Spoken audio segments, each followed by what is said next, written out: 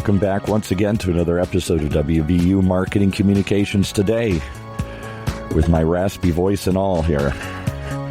Brought to you by the good folks at West Virginia University's Marketing Communications program, which sits squarely at the intersection of data-driven decision-making and modern marketing practices. With a new modern marketing guru with us here today, welcome, if you will, for the first time, Karen Freeberg. Thank you, Karen. Thank you so much for having me. So are you ready to impart wisdom to us? You've got some many wizards we've had on this show here. So I don't see a pointy hat on your head here, so I don't know if you're ready for this. No, it's in my other office. Oh, okay. So. All right. So who did you bring along to impart wisdom with us today here? I am truly honored to have one of the best individuals in the crisis communication space, Melissa Agnes. She is a consultant, global recognized leading expert in the field. She's also a best-selling author. And looking at the valuable skill sets that students need to have in order to be successful in the workplace in this field. So in this session, Melissa is going to be talking about her work in crisis management, her book, and how she really is helping the future generation in practicing effective and strategic crisis communication. So great to have you on the WVU podcast, Melissa. Welcome. And I'm just thrilled that the students, professionals, and community will be able to learn from you and hear the great work you're doing in our field. Thank you so much for the honor of being here, Karen. Let's get started. I mean, the first question that I have for you is, how did you get started in this field? What journey did you take to be a leading expert in crisis management? So I've been an entrepreneur my entire adult life, pretty much. Nearly 10 years ago now, I remember I had a partner at the time, and we were doing brand strategies for the digital space. So, online branding and social media and digital websites and all that. And I remember one morning I was just catching up on my morning readings, and it just struck me all of the changes that were going on with digital, with technology in general, not just social media, not just mobile tech, but kind of all of it together, and the impact that it was having on organizations, or at least the impact that I foresaw it having on organizations in a negative capacity, and the realization that nobody at that point in time was talking about it. Nobody was addressing it. Nobody was asking questions about it. There was no dialogue happening on this important subject. It fueled me because it's the way that my brain works. So the way that the pattern that my brain tends to take is I see risk everywhere. I quickly kind of classify it as, is it an issue versus is it a crisis in different contexts? What does that mean? And then I see mitigation strategies for those risks and then opportunities through mitigation. So quickly my brain went to, there's so much risk involved in this. Nobody's talking about it. And yet all of this risk is so easy to mitigate if we do start talking about it. And then if we get to that level, then the opportunities for crisis communication, for crisis management, for emergency management just becomes unprecedented, but we have to have these conversations in order to get there. And so that kind of triggered something within me in that moment. I remember the feeling. I remember the kind of aha, light bulb, oh my goodness moment. And I spent about a year just kind of devouring everything that I could on the subject of crisis management, because up until that point in time, I didn't know that that was a thing. And again, for a year, all of my, quote unquote studies, I realized that nobody was addressing the way that society was moving in terms of technology and the digital landscape. It just didn't make any sense to me. And I remember turning to my business partner at the time and saying, there's something here.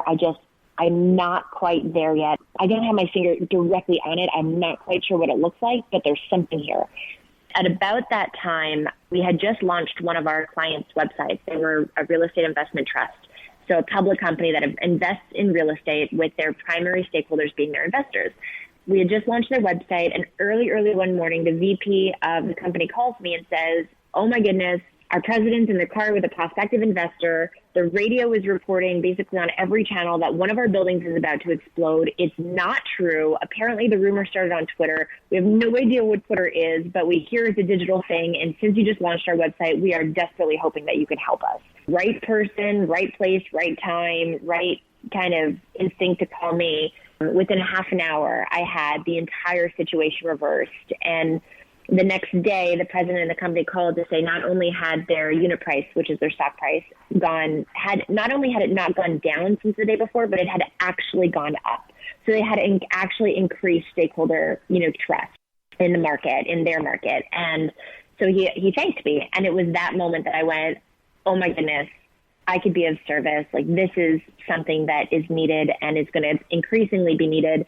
And this is what I want to do. And turned to my partner and I said, this is what I want to do. And he said, okay. And what I did was, I was a young entrepreneur. I didn't have any marketing budget at the time. I just decided, you know what, there's conversations that need to be had around this and nobody's having them. So I'm going to start having them. And I launched a blog and I dedicated myself to blogging 5 days a week for several years and posed those questions and provided answers and started those dialogues, and right place, right time, right aptitude. And here I am today.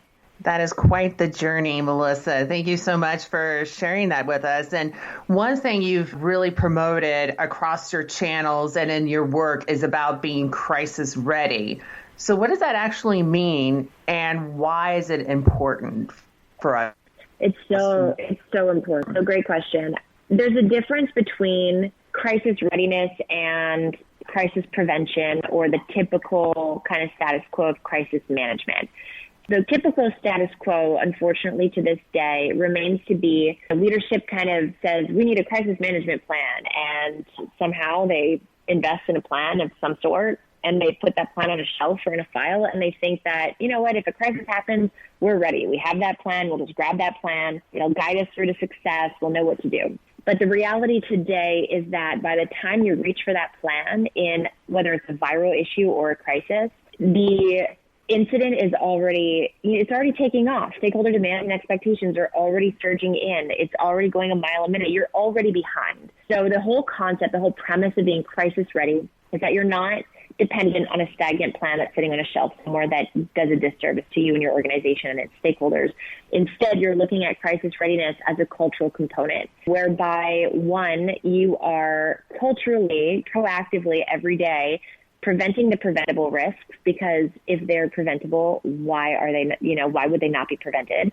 And then two, not every risk is preventable. So in the event that an incident happens, be it an issue or crisis, it doesn't matter. You have an entire team that is instinctively and intuitively able to detect it in real time, which gives you a head start on managing it, responding to it effectively. They're able to assess its material impact on the organization. So they can look at an incident and say, is this an issue versus is this a crisis? And what does that mean? And as a result, what do we need to do with it internally and externally? They're able to manage the incident, not just in a way where it mitigates further escalation and further long-term material impact, but it actually builds upon the brand equity. So you're just like my client back in nearly a decade ago. You're not just managing it to put it to bed, you're managing it to come out of it with increased trust and credibility in your brand. And so that's the whole kind of premise of being crisis ready, what it means, and the fact that it's a cultural component versus a deliverable that's sitting on a shelf somewhere. That's a really great definition of crisis ready. And so a big part of your mission and practice is helping today's professionals understand the best practice of crisis readiness. And you talked a little bit about how it's not simply about just having a plan in place. And that's basically sitting on the shelf for, us to have but never really use. Could you elaborate how crisis readiness is more than just a plan? Could you provide some examples of how you were able to implement this for clients?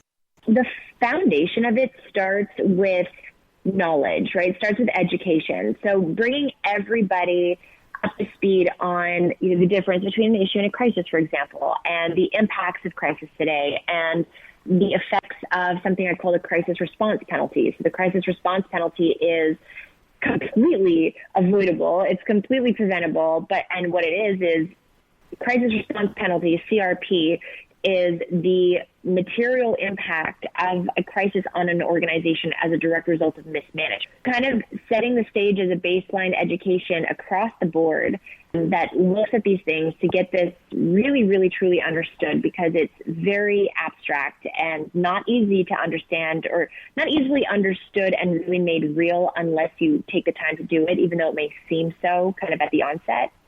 From there, you're building out a program. You're taking a deep dive into identifying your organization's what I call the high-risk scenario. So every business, it doesn't matter what industry or field or size, that has no bearing. every single business has a series of most likely high impact scenarios. So I call those the high risk scenarios.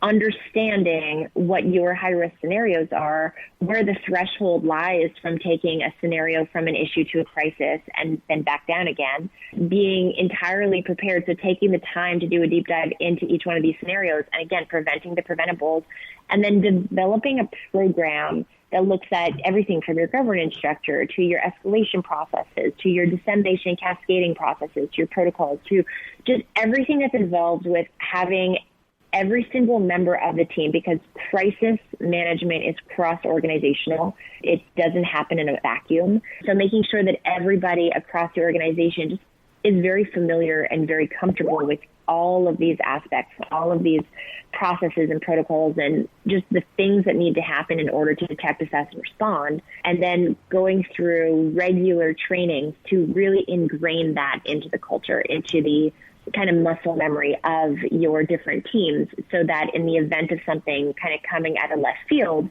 you quickly, instinctively know how to say, oh my goodness, this is a potential crisis.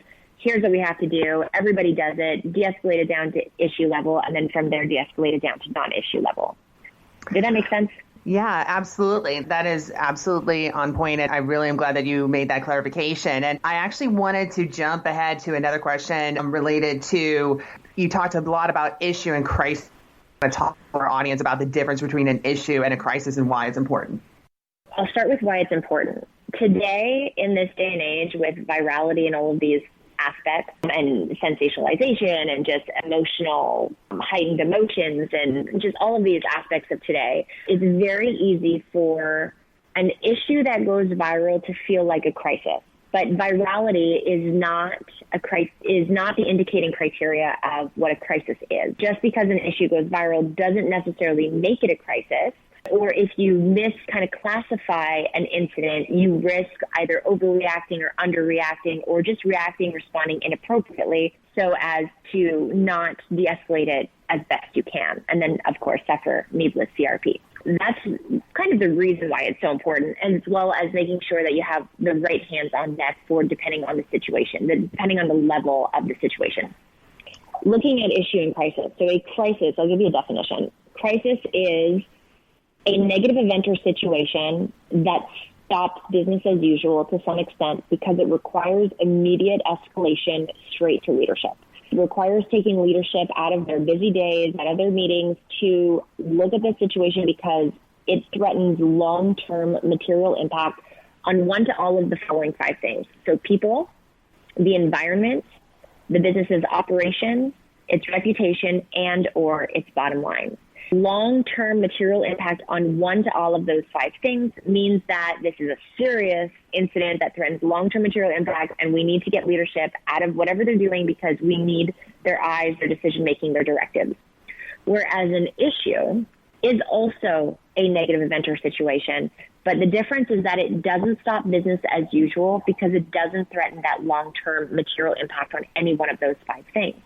And as a result is, yes, an issue is very unpleasant to have to go through and to manage, but because it doesn't require escalation straight to the top of leadership, it is, I see it as kind of business as usual on hyperdrive. So if you are in your department or you're faced with it, it's not a crisis, so it's something that you and your team have to manage. It's the unpleasant side of your job, but it's an important side of your job, but it doesn't have that long-term material impact threat, so it doesn't require anybody else to stop what they're doing to come and help you manage it. Okay, well, this will give you long enough just to pause and digest some of the mind-blowing stuff we're talking about here today, but there's a place you can learn more of these kinds of cutting-edge concepts. It's West Virginia University's online data marketing communications program, first graduate program of its kind in the country, focusing on strategic thinking, problem solving, and informed decision making. We're trying to do here today, get some informed decision making data. The Data Marketing Communications program prepares you for a career in all these exciting new fields by learning the innovative tactics from award-winning faculty like those presented here each and every week. You can learn more. DMC for data, marketing, communications. dmc.wvu for West Virginia University .edu. dmc.wvu.edu.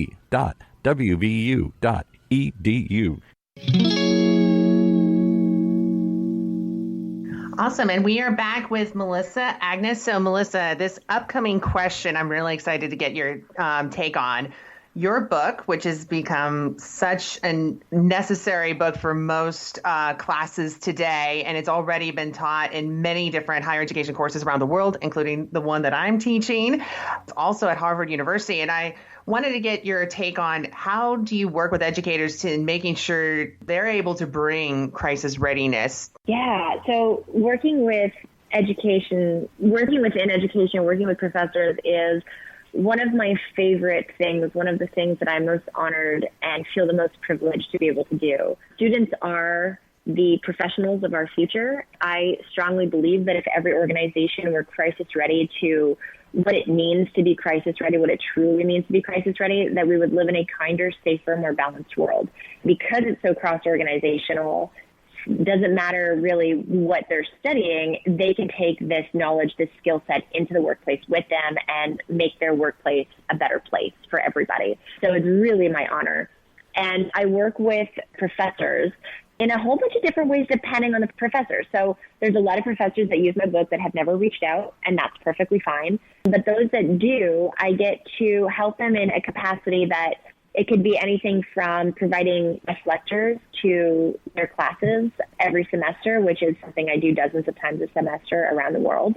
Go even further than that, to the fullest extreme. Let's just say that kind of one extreme, one end of the spectrum, right through to the fullest end of the spectrum is there's a few professors where I have helped them develop their entire curriculum around the book, and then everything from each week, what their course looks like, how it correlates to the book, what are the key takeaways and the key aspects of crisis readiness that they're teaching, straight through to what they're testing on, and ultimately what the end of semester project looks like, and then helping to grade those projects. And I love that because that's often how I get my interns, which is by grading projects and going, oh my goodness, I could teach this person could learn from me, and they're already a certain kind of caliber. They have a passion for it.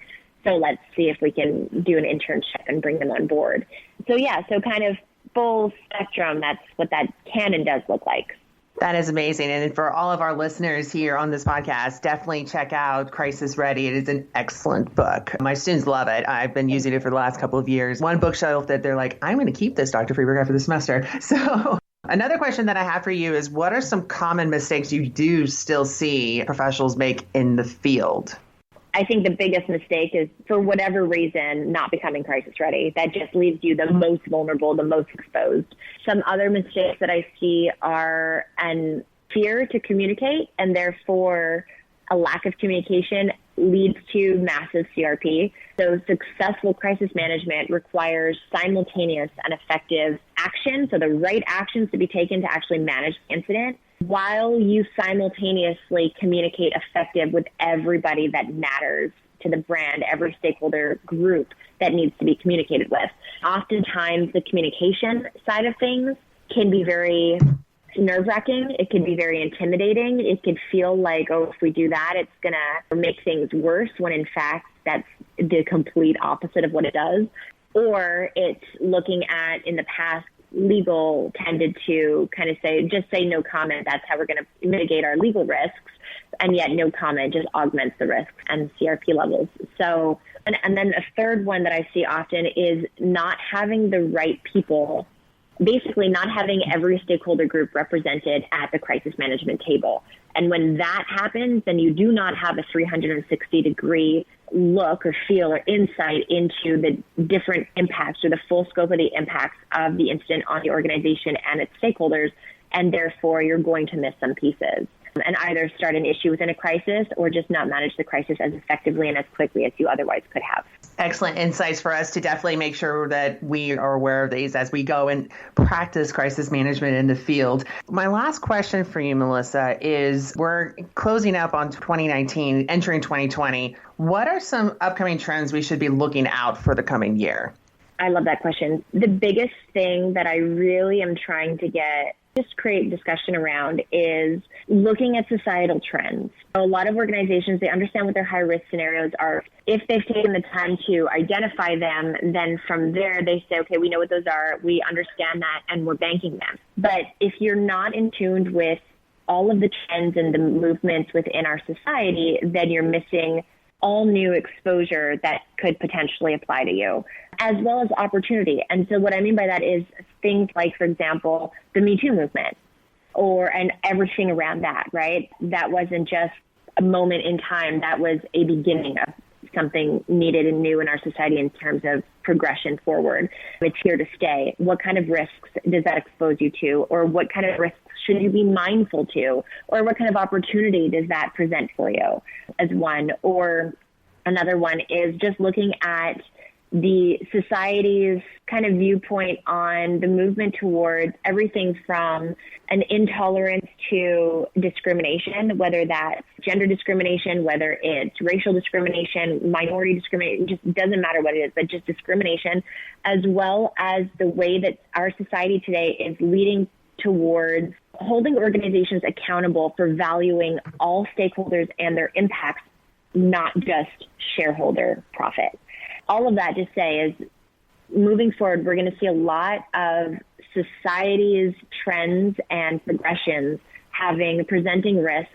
And on the kind of same side of that, also see a lot of organizations that realize that not quickly enough. And as a result, they become needlessly exposed to something that they could have mitigated in the first place. Thank you again, Melissa, for sharing your great insights with us about crisis management. Just to kind of maybe recap, what are ways in which people can follow you or connect with you online? Absolutely. Yeah, so it's Melissa Agnes. MelissaAgnes.com is really the hub. The website will take you to all of my social channels as well as links to the book and coaching programs. If you are interested in teaching the book or just integrating the book into your curriculum, then reach out to me, please, so that I can help you make that a pure success and make it easier on you, because you don't have to reinvent the wheel. Other professors are doing it, and we can make that easy on you. So yeah, so MelissaAgnes.com. Otherwise, I'm on Twitter. I'm mostly on Instagram. I'm most often on Instagram and LinkedIn, and happy to connect any way that works for listeners. Well, this is great, Melissa. Again, thank you so much for taking the time to share with us all your expertise about crisis management. And I'm sure that you'll get a lot of people contacting you for more connections and advice on how to be crisis ready in 2020 and beyond. Well, thank you, Karen. I really appreciate the opportunity to come and share this important message with everybody that you're speaking with and to. So thank you so much for the invitation and the honor. You are very welcome. Thanks again. You've been listening to WVU Marketing Communications Today, brought to you live from West Virginia University, a bi-weekly program that sits at the intersection of data-driven decision-making and marketing practice, only on the Funnel Radio Network, for at-work listeners like you.